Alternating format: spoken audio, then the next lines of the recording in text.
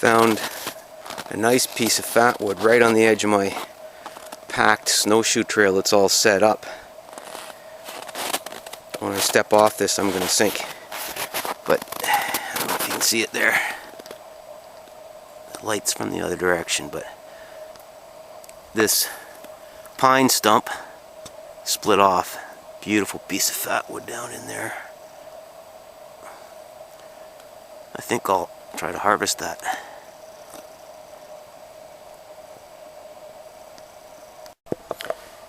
And looking closer, I noticed, if I can zoom in,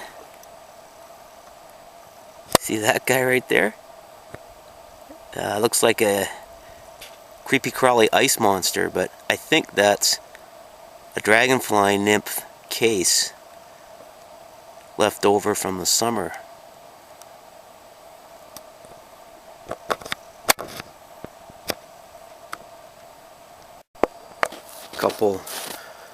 Couple whacks with the axe and it split off quite nicely. There's a nice seam of pitch. Lighting's not that good, but there we go. Beautiful seam all the way down. There might be some inside of this too. And I was right. Here's a little leftover exoskeleton from the dragonfly nymph that emerged as an adult in late summer, probably.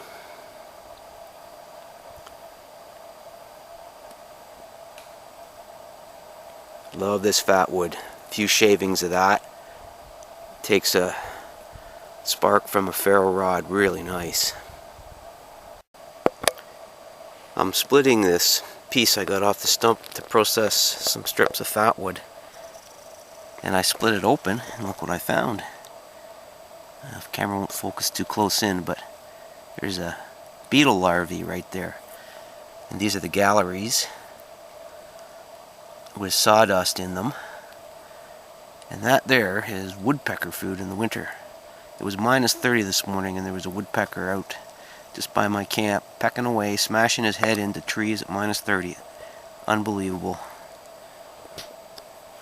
These insect larvae, of course, as all overwintering insects do, have antifreeze in them, so there's a juicy little tidbit if a woodpecker could get at it.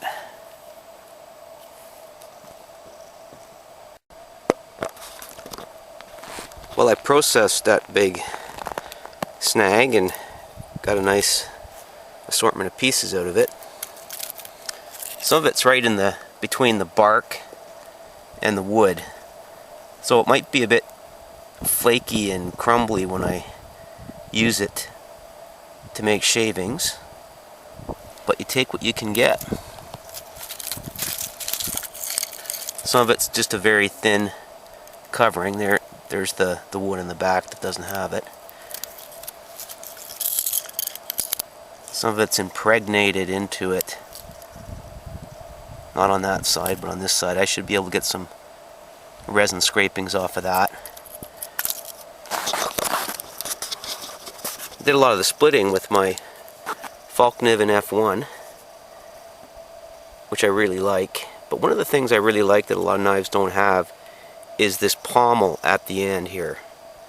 And I was able to take a baton and just shooting this with one hand here, so it's a bit awkward, and put it in a piece of wood at an angle, and then pound the pommel, and then get the knife in there and just wedge it and pop pieces off. So for knife makers out there, I recommend that you might consider putting one of these extended pommels on. It makes a great hammering piece for driving a big convex blade type of knife into wood, so you can get purchase on it and just work it and split it, work it and split it. Because it extends past the handle, of course, it's not going to damage the handle when you're pounding it with a baton.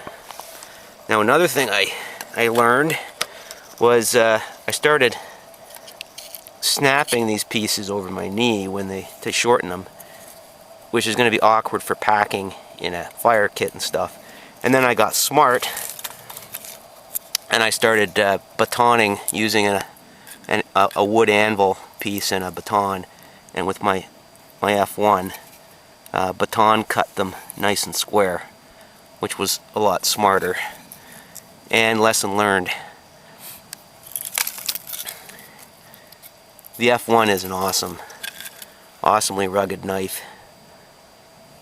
It was easy just to baton that through a couple swings with a big piece like that and cut it really nice.